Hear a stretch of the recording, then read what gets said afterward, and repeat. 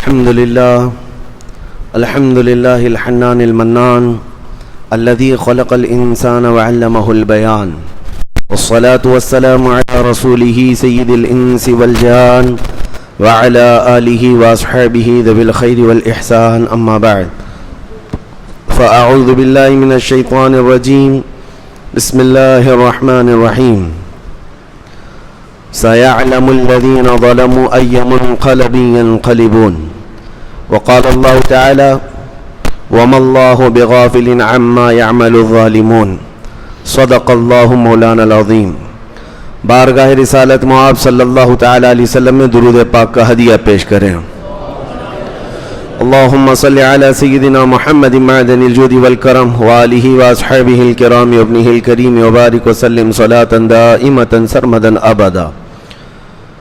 عزیزان گرامی وقار، محرم الحرام اسلامی سال کا پہلا مہینہ، اور آپ تمامی حضرات جانتے ہیں اس سال کی ابتدا ہو کہ ہر سال اسلامی مہینے کی ابتدا ہوتے ہی محرم الحرام کے خاندان نبوت کے شہزادگان کی قربانیوں کو یاد دلایا جاتا ہے. اہل بیت اطہار کے نونہالوں کی قربانیاں یاد دلائی جاتی ہیں. اور جب سال ختم ہونے کو آتا ہے ذی الحجہ کا مہینہ، اس وقت بھی دو نبیوں کا ثبات و استقامت اور اسماعیل علیہ السلام کی قربانی یاد دلائی جاتی ہے. ہمارے سال کی ابتدا بھی قربانی سے ہے اور اس کی انتہا ختم بھی قربانی پر ہے. ایک خاص وجہ یہ ہے کہ اسلام کے اندر قربانیاں ہیں. یہ شہادت گاہ الفت میں ہے قدم رکھنا، لوگ آسان سمجھتے ہیں مسلمان ہونا. ہمیشہ سے ایک بات یاد رکھیں، دین اسلام ہم تک جو پہنچا ہے اس میں بڑے بڑے اکابرین، اسلاف، اولیاء کاملین کی بڑی قربانیاں ہیں. اس دین کو ہمارے گھروں تک پہنچانے کے لیے ہمارے اکابرین نے کوڑے بھی کھائے ہیں، پھانسیوں پر بھی لٹک گئے، اور سالوں تک جیلوں میں قید بھی رہے. سب ہو جانے کے باوجود انہوں نے دین اسلام پر کوئی آنچ آنے نہیں دی. ہم تو کربلا کی داستان سناتے سناتے تھک جاتے ہیں، ختم ہو جاتی ہے، اور اس کے بعد جو قربانیاں ہیں دین اسلام میں وہ اور بھی ہیں. مولا امام حسین امام علی مقام سید الشہداء رضی اللہ تعالیٰ عنہ کی شہادت یقیناً پوری دنیا میں جو بھی سنے، چاہے وہ مسلمان ہو کہ غیر مسلمان ہو، رو پڑتا ہے. دردناک حادثہ ہے. رسول اللہ کے شہزادوں کو جس طرح بھوکا اور پیاسا میدان میں رکھا گیا تھا. لیکن میرے عزیزو، یہ قربانیوں کی ابتدا تو رسول کریم صلی اللہ تعالیٰ علیہ وسلم کی زندگی پاک سے شروع ہو چکی تھی. جب آپ نے مکہ مکرمہ میں اعلان نبوت فرمایا، کون سی مشقت نہیں اٹھائی رسول محترم صلی اللہ علیہ وسلم نے. 3 سال تک مکہ والوں نے سوشل بائیکاٹ کر کے رکھا تھا. کوئی کھانا پانی جانے نہیں دیا جاتا تھا آپ کے شعب میں، آپ کی وہ گھاٹی میں جہاں حضور صلی اللہ علیہ وسلم اپنے خاندان کے ساتھ تھے. ان 3 سالوں میں پتے کھائے، چمڑے ابال کر کے کھائے. یہ قربانیوں کی ابتدا تو زمانے نبوی سے شروع ہو چکی تھی. اور یہ بھی تو قربانی ہے کہ جب آپ حرم میں جائیں تو آپ کی پیٹھ پر اوجھڑی ڈال دی جائے. اور عقبہ بن ابی معیط ایک شخص ایسا ہے جس نے رسول اللہ صلی اللہ علیہ وسلم کے گلے میں رومال ڈال کر کے گھمایا تھا اور کھینچا تھا، جس کی وجہ سے حضور کے گلے میں سوجن آ گئی تھی. یہ سب قربانیاں ہی تو ہیں. اور مکہ مکرمہ میں عمار بن یاسر اور ان کے والد گرامی کو آگ میں جلایا جاتا تھا. بلال حبشی کو، خباب ابن الارت کو، خبیب ابن عدی کو، زید بن دسنہ کو، یہ وہ صحابہ ہیں جن کو مکہ والوں نے تڑپایا ہے. صرف تڑپایا نہیں، ان کے ایک ایک عضو کو کاٹا ہے. انگلیاں کاٹی ہیں، ناخنوں کو کھینچا ہے، کان کاٹے ہیں، ناک کاٹے ہیں. قربانیوں کی ابتدا تو زمانے نبوی میں ہو چکی تھی. اور مرد تو مرد ہے، عورتوں نے بھی قربانیاں دی ہیں. سیدہ بی بی سمیہ، جن کو ابو جہل نے گھوڑے کے پیروں سے باندھ کر کے دوڑایا تھا، اور پھر گھوڑا دوڑتے ہوئے آیا تو ان کی شرمگاہ پر تیر مار کر انہیں شہید کیا گیا تھا. یہ پہلی شہیدہ ہیں اسلام میں. عورتوں نے بھی قربانیاں دی ہیں, بچوں نے بھی دی ہیں. آج یہ ایک میسج ہے آپ تک کہ اللہ تبارک و تعالیٰ نے کتنے سکون کی زندگی آپ کو دی, ہمیں دی ہے. اس دور میں ایک اذان دینے کے لیے نہ ہمیں کوئی دقت ہے, نماز پڑھنے کے لیے ہمیں کوئی تلوار لے کر نہیں کھڑا ہے کہ اگر سجدے میں جاؤ گے تو سر کاٹ دوں گا, کوئی ایسی مصیبت نہیں ہے. رب تبارک و تعالیٰ نے بے پناہ آزادیاں دی ہیں, پلس اس پر یہ کہ ہمیں اچھا کھلا بھی رہا ہے, اچھا پلا رہا ہے, اچھا پہنا رہا ہے, ہمارے دولت میں فراوانی ہے, سب کچھ ہے. یہاں پر آرام ہی آرام ہے, اس کے باوجود ہم دین پر کتنے قائم ہیں یہ دیکھنے کی ضرورت ہے. آج ہم اپنے دین اسلام کو اپنے گھروں میں ہی اجنبی بنا رکھے ہیں. اسلام اسلام کے نعرے تو ہم لگاتے ہیں, لیکن اس اسلام کو نہ ہم اپنی بچیوں پر دیکھنا چاہتے ہیں, نہ بیویوں پر دیکھنا چاہتے ہیں. ان کو ننگا گھمائیں گے, اس وقت اسلام کہاں ہے؟ اسلام کے نعرے لگانے والے ہیں. یقیناً اسلام سے تمہاری اگر محبت ہے تو تمہیں اسلام کو اپنے گھر میں بھی دیکھنا ہوگا. اپنے گھر کے اندر بھی جب ننگا ناچ رہے ہوں اور عورتیں بے پردہ باہر جا رہی ہوں تو اس وقت تم دین اسلام کو تو بے پردہ کر کے بھیج رہے ہو. اسلام سے محبت کا معنی یہ ہے کہ آپ اپنے اوپر بھی اسلام کو پسند کرو اور اپنے گھر والوں پہ بھی اسلام کو پسند کرو. یہ نہیں ہے کہ اسلام کو ہم نے اپنے گھروں میں اجنبی بنا رکھا ہے, دوسرا آئے. حیرت کی بات ہے, اسلام تو ہمیں مسجدوں میں تو نظر آ جاتا ہے, جمعہ میں اگر آ گئے سب کے سب سجدہ ریز ہیں, لیکن یہی اسلام شادیوں کے محلوں میں کیوں نہیں نظر آتا؟ جب شادیاں ہوتی ہیں مسلمانوں کی, بڑے امیروں کی, تو وہاں اسلام کیوں نہیں نظر آتا؟ میرے عزیزو, کہیں تو ہم ناانصافی کر رہے ہیں. ہم اپنے ہاتھوں اپنے دین کو تباہ کرنے کی کوشش کرتے ہیں, انجانے میں ہی صحیح, لیکن ایک بہت بڑا ایسا عمل ہے جس کا خمیازہ ہماری نسلوں کو بھگتنا پڑے گا. آپ کو میں مثال بتا دوں, صدیق اکبر رضی اللہ تعالیٰ عنہ دسترخوان پر بیٹھے ہیں, اسلام کو کیسے گھر میں پسند کرتے تھے. اسلام تو اسلام ہے. بیٹے نے ایک مرتبہ اتنا کہا کہ یہ لوکی کی سبزی جو بنی ہوئی ہے یہ مجھے اچھی نہیں لگتی ہے. صدیق اکبر رضی اللہ تعالیٰ عنہ نے تلوار نکال لی اور کہا اٹھ جا میرے دسترخوان سے, دسترخوان سے اٹھ جا.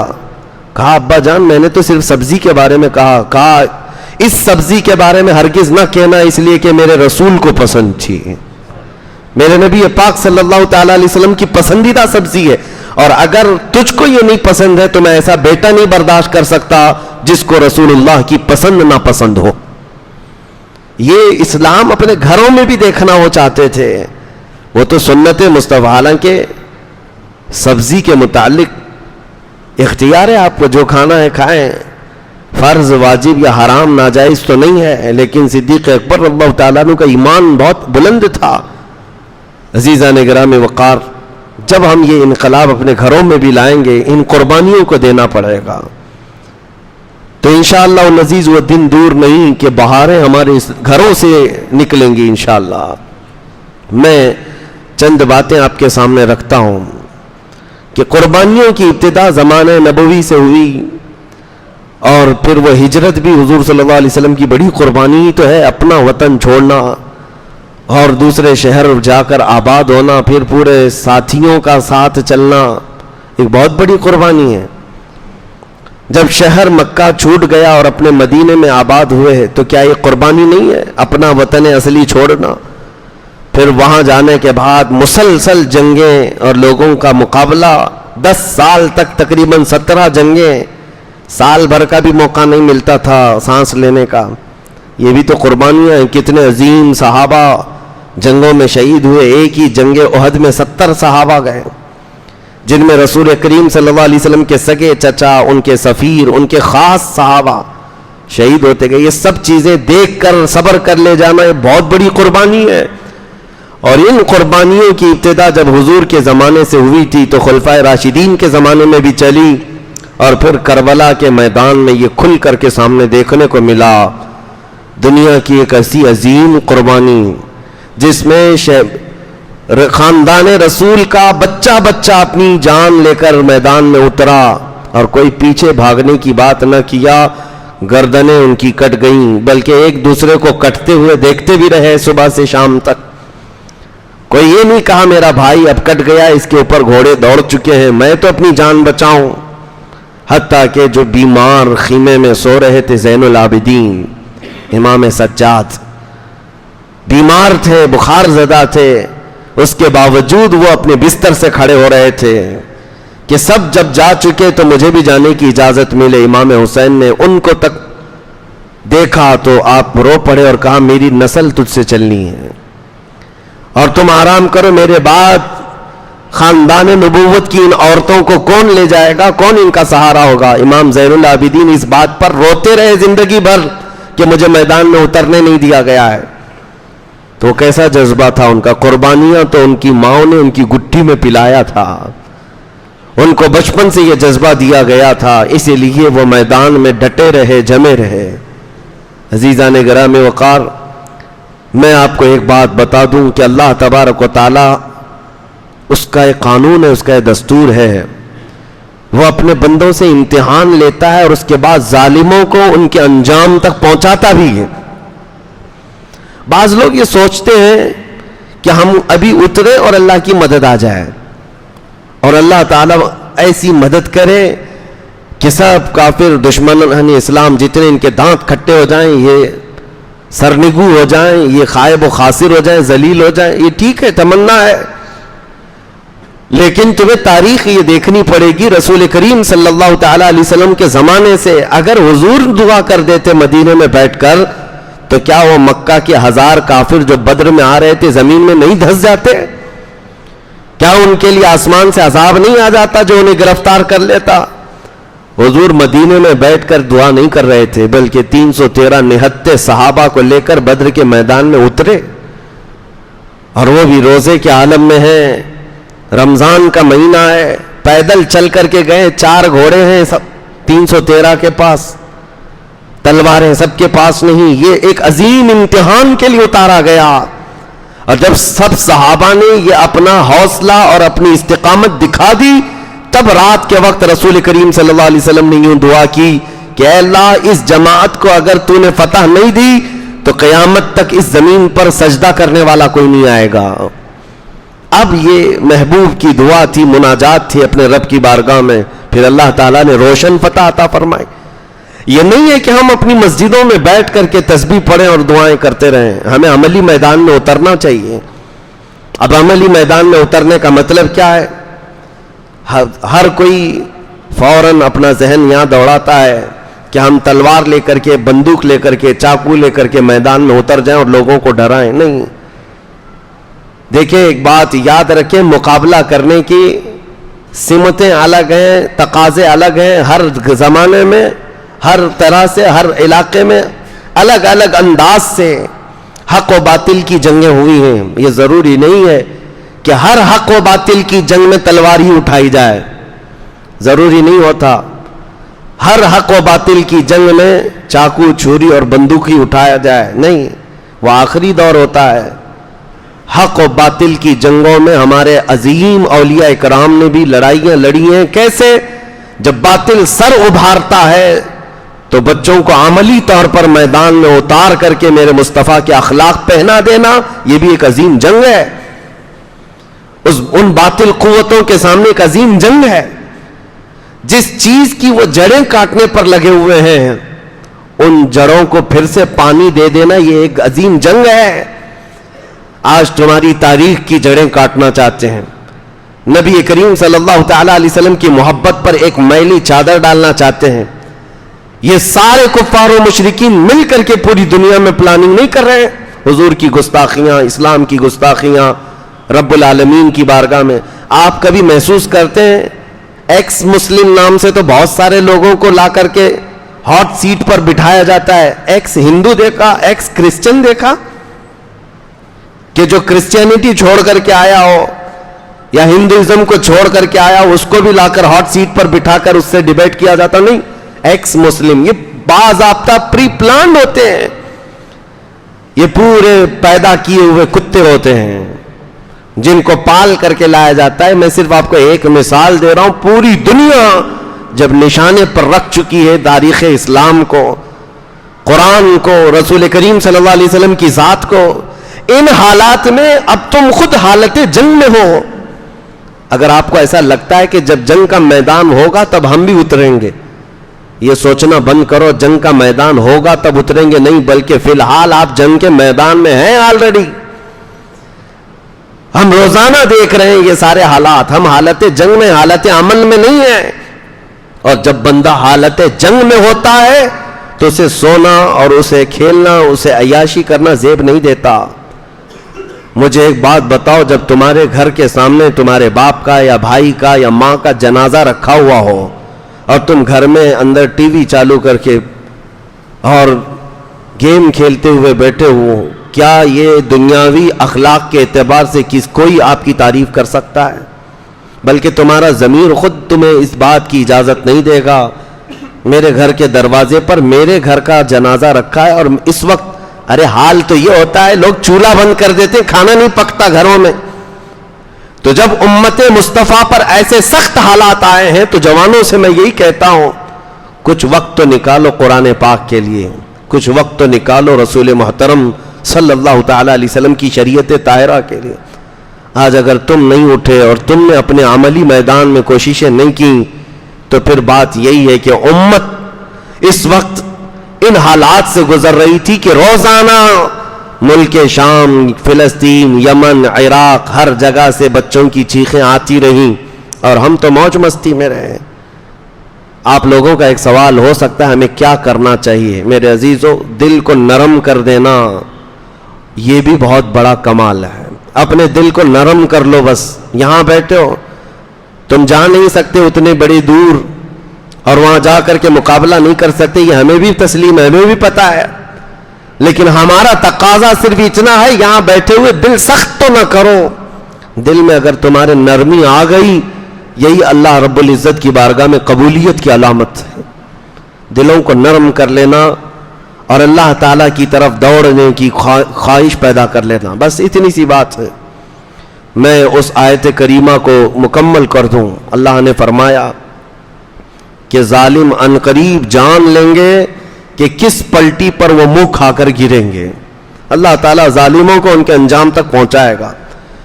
تاریخ میں یہ بات موجود ہے، ظلم ایک حد تک جاتا ہے، اس کے بعد پھر کروٹ لیتا ہے. الحق یعلو ولا یعلی علیہ، حق غالب ہو کر رہے گا، اس پر اللہ کسی اور کو غالب نہیں کرے گا. ہاں، چند دنوں کے لیے چاند پر بھی گہن لگ جاتا ہے، لیکن اس کا مطلب نہیں کہ چاند کالا ہو گیا. جب گہن ہٹتا ہے تو پھر چاند اپنے شباب کے ساتھ چمکتا بھی ہے. اگر خاندان نبوت پر کربلا جیسا واقعہ پیش آیا ہے تو اس کا مطلب یہ نہیں ہے کہ نبی کا خاندان مٹ گیا. دنیا آج بھی جانتی ہے، پوری دنیا کے چپے چپے میں میرے مصطفیٰ کا خاندان آباد ہے. سادات کی خوشبو ہر جگہ موجود ہے. لیکن تخت پر بیٹھے ہوئے شاہی حکمرانوں کے خاندان کہاں چلے گئے؟ یزید کے بچے کہاں ہیں؟ یزید کا خاندان کہاں ہے؟ کوئی نہیں بتا پاتا. اس لیے یاد رکھو، رب تبارک و تعالیٰ قرآن میں فرماتا ہے کہ ظالم عنقریب یہ جان لیں گے کہ وہ کس پلٹی پر گرائے جائیں گے. اب ایک بات میں آپ کو بتاؤں، حالات پھر سے ہمارے ساتھ ایسی ہی ہیں. کربلا واقع ہونے کو ہے اور یزیدی فتنے جنم لے چکے ہیں. جگہ جگہ یزید ہیں اور وہ اپنے طاقت کے زور پر پوری دنیا کے نظام کو بدلنا چاہتے ہیں. اب ہم پوری دنیا میں نہ جائیں تو اپنے ملک میں ہم حالات دیکھ رہے ہیں. یہاں پر اب حسین اعظم کے کردار کو زندہ کرنے کی ضرورت ہے. ہم چھوٹی چھوٹی سی باتوں پر بلک اٹھتے ہیں، تڑپ اٹھتے ہیں. کہاں حسین اعظم کی کردار؟ کربلا کے میدان میں اترنا بہت دور کی بات ہے. ہم چھوٹا سا کسی کا تانا دیا ہوا برداشت نہیں کر پاتے. ہم چھوٹی لڑائیوں میں آپے سے باہر ہو جاتے ہیں، آسمان سر پر اٹھا لیتے ہیں.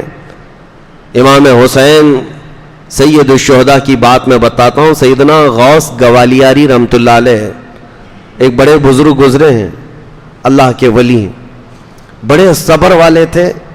ان کی ایک مثال میں آپ کے سامنے رکھتا ہوں. وہ ایک بار راستے سے جا رہے تھے، ڈاکو کچھ راستے پر پریشان کر رہے تھے. کبھی ان کا جبہ کھینچا، کبھی ان کا امامہ کھینچا. تو ان کے مرید ساتھ میں تھے اور ان کے ساتھ ان کی ایک نواسی تھی، چھوٹی سی 8 سال کی یا 7 سال کی بچی تھی. اس کو ساتھ میں لے کر چل رہے تھے. تو یہ جو گنڈے تھے، موالی تھے، وہ کبھی آپ کا جبہ کھینچے، کبھی امامہ کھینچے.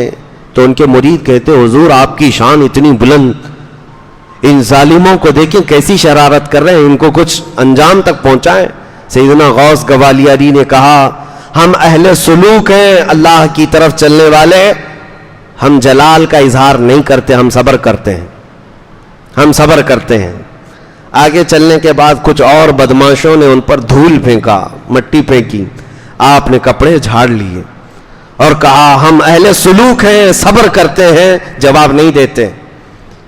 ان دیے ہوئے مظالم کے ہم جلدی جواب نہیں دیتے. مرید بار بار کہتا تھا حضور ان کو ہلاکت کی دعا کر دیں. کہا نہیں، اہل اللہ، اللہ والے بد دعا نہیں کریں گے، صبر کرتے ہیں. آگے چلنے کے بعد ایک ڈاکو نے ان کی چھوٹی سی جو نواسی تھی اس کے کان میں جو بالیاں تھیں انگلی ڈال کر کے یوں کھینچا کہ بچی کا کان پھٹ گیا، بچی کا کان پھٹ گیا. سیدنا غوث گوالیاری نے دیکھا بچی کا خون، بچی کا کان لہولہان ہے. صرف آپ نے انگلی سے یوں اشارہ کیا، اے رب العالمین اس کو تباہ فرما. وہ جو گنڈا موالی تھا جس نے انگلی ڈال کر کان پھاڑا تھا، ہوا میں اڑا اور واپس ایسے پتھر پر پٹک دیا گیا کہ سر پھٹ گیا، جگہ پر مر گیا. اب یہ واقعہ میں یہاں بیچ میں کیوں کہہ رہا ہوں، اس کا کیا ریلیشن ہے؟ مرید صادق ساتھ میں تھے. کہا حضور آپ تو کہہ رہے تھے آپ اہل اللہ ہیں، آپ مظالم کا جواب نہیں دیتے، بچی کے کان پھٹ جاتے ہی آپ نے تو اس کو ہلاک کر دیا. سیدنا غوث گوالیاری نے تاریخی جملہ کہا میاں یہ ہم سب کیا قیامت تک آنے والے اپنے اوپر آنے والے مظالم کو تو دیکھ سکتے ہیں، بچوں کی تکلیف کو گوارا کر لینا صرف امام حسین کا کام ہے. صرف سب اس صبر کے درجے پر وہ صرف کربلا کی داستان میں ہے، باقی کوئی نہیں برداشت کرتا. یہ حقیقت ہے میرے عزیزو. اولیاء اکرام کی بھی فہرست دیکھ لیں، ان پر جو ظلم ہوئے ہیں سب برداشت کیے گئے، لیکن سامنے اگر کسی باپ کے بچے کو تڑپایا جائے یہ گوارا نہیں ہوتا. آج بھی ہماری کیفیت یہ ہے، ہم بخار کو سہ لیں گے، ہم بیماریوں کو سہ لیں گے، لیکن بچہ اگر تھوڑی دیر سردی میں بھی آ جائے ہمارا دل گوارا نہیں کرتا. ہم اسے سینے سے لگائیں، کبھی ادھر بھاگیں کبھی ادھر بھاگیں، ڈاکٹروں کے چکر لگائیں، بچوں کی تکلیف باپ نہیں دیکھ پاتا. اب اس بات کو سن کر کے پھر اندازہ لگاؤ کربلا کے میدان میں اس حسین کا کلیجہ کتنا بڑا تھا جنہوں نے اپنے جوان بیٹے علی اکبر کی لاش اپنے کندھے پر اٹھا کر لائے، اور وہ بھی ٹکڑے ہو چکی لاش جس کے ٹکڑے ہو چکے تھے، اور اپنے سگے بھتیجے امام قاسم کی لاش جس پر گھوڑے دوڑ چکے ہیں، اور پھر اس پر طرفہ یہ کہ 6 ماہ کے چھوٹے بچے کو جب ان کے ہاتھ میں موجود پانی کی طلب لے کر آنے پر گلے پر تیر چلا دیا جائے، بچہ جب ہاتھوں میں خون میں لت پت ہو، اس منظر کو دیکھ کر دنیا کی کون سی ہستی ہے جو برداشت کر پائے؟ اپنے سگے بھائی کو کٹتے ہوئے ہاتھ دیکھا، عباس علمبردار کو، اور اس کے بعد ان کے سینے پر نیزہ مار کر جب یزیدیوں نے شہید کیا، تب تک میں نے دیکھا ہے تاریخ میں امام حسین نے صرف اتنی بات کہی جن کی عمر 60 سال کے قریب ہو چکی ہے. 60 سال کی عمر کے قریب رب العالمین کی بارگاہ میں صرف اتنا کہا الآن انکسر ظہری، اے اللہ میری ریڑھ کی ہڈی ٹوٹ گئی، تیرے علاوہ کس سے شکایت کروں، تیرے علاوہ کس سے میں شکایت کروں. عزیزان گرامی وقار، اس پورے میدان کربلا میں ایک اہم میسج یہی ہے کہ ہم اپنی چھوٹی چیزوں کو جب برداشت نہیں کر پاتے تو بڑی چیزوں کا مقابلہ کیا کر سکیں گے. برداشت کی طاقت بھی بڑھانا بہت ضروری ہے. اولیاء اکرام کی سیرت میں اگر دیکھیں گے آپ، تصوف میں ایک باب ہے، وہ خلافت اس وقت تک دیتے نہیں تھے جب تک مرید کو پیاس برداشت کرنے کی طاقت نہ آ جائے، بھوک برداشت کرنے کی طاقت نہ آ جائے، اور لوگوں کے مظالم سہنے کی طاقت نہ آ جائے. تب تک ماررہ متحرہ میں تو باضابطہ اس پر تربیت دی جاتی تھی. خاص طور پر مچھلی کھلا کر رات میں یوں ہی دروازہ بند کر کے سلا دیا جاتا، صبح تک وہ بندہ تڑپتا رہتا، پانی نہیں دیتے. اور اگر کوئی بہت زیادہ اتاولا ہو جاتا کہ پانی نہیں تو اس کو بھیج دیا جاتا، جا تو یہاں کی خلافت لینے کا اہل نہیں ہے۔ برداشت کی طاقت پیدا کرنا مسلمان کے لیے بہت ضروری ہے، اور یہی کربلا کے میدان میں ہمیں ایک بہت بڑا عظیم پیغام ملا ہے۔ مرد تو مرد ہے۔ ایک دانشور نے بہت اچھی بات لکھی ہے، کربلا میں موتیں تو ہوئیں، حسین اعظم کی موت، شہادت، علی اکبر کی شہادت، امام قاسم کی شہادت، سب کی ایک بار ہوئی، لیکن اس میدان میں سب سے بڑا جگر رکھنے والی کوئی شخصیت ہے تو سیدہ زینب ہے، جو پورے میدان کو دیکھتی بھی رہی۔ ان کے بچے بھی سامنے شہید ہوئے، بھائی شہید ہوا ہے، بھتیجے بھانجے سب شہید ہوئے، اور اس کے بعد جو حالات ہوتے ہیں، سب کی موت کے بعد جب ان کو بندی بنا کر، قیدی بنا کر دمشق تک لے جایا جا رہا، زنجیر باندھ کر کے، رسول اللہ کی وہ شہزادی نے کتنا سہا ہوگا۔ یزید کے دربار میں پہنچنے کے بعد انہوں نے اپنے اندر جتنا تھا سب نکال دیا۔ آج 1400 سال ہو گئے سیدہ زینب کا دیا ہوا خطبہ جو دمشق کی جامع مسجد میں یا یزید کے دربار میں آج تک حرف بحرف سلامت ہے۔ لوگ آج اس کو پڑھتے ہیں تو رو پڑتے ہیں۔ سیدہ زینب نے جو خطبہ دیا تھا، ایک ہی جملہ اگر میں بتاؤں میرے عزیزو، سیدہ زینب نے کہا تھا، دنیا کی ہر ماں اپنے بیٹے پر روتی ہے اگر بیٹا انتقال ہو جائے، ہر بہن اپنے بھائی کی موت پر روتی ہے، ہر پھوپھی اپنے بھتیجے کی موت پر روتی ہے، لیکن زینب کے لیے یہ تلاش کرنا ہی مشکل ہے وہ روئے تو کس پر روئے، بھائی پر کہ بیٹے پر کہ بھتیجے پر کہ بھانجے پر، سب کی لاشیں ایک ساتھ ہیں۔ عزیزان گرامی وقار، کربلا کے اس میدان میں ایک بہت عظیم پیغامات دنیا کو ملے ہیں، آپ سن ہی رہے ہیں اور ہر سال سنتے رہتے ہیں۔ اس کا خلاصہ صرف اتنا ہی ہے کہ اپنے دلوں کو جوان رکھو، بیدار رکھو، سہنے کی طاقت بھی، اور اس کے علاوہ ایک بات اور کہ ظلم زیادہ دیر تک نہیں چل سکتا، اللہ تعالیٰ کی مدد آ ہی جاتی ہے۔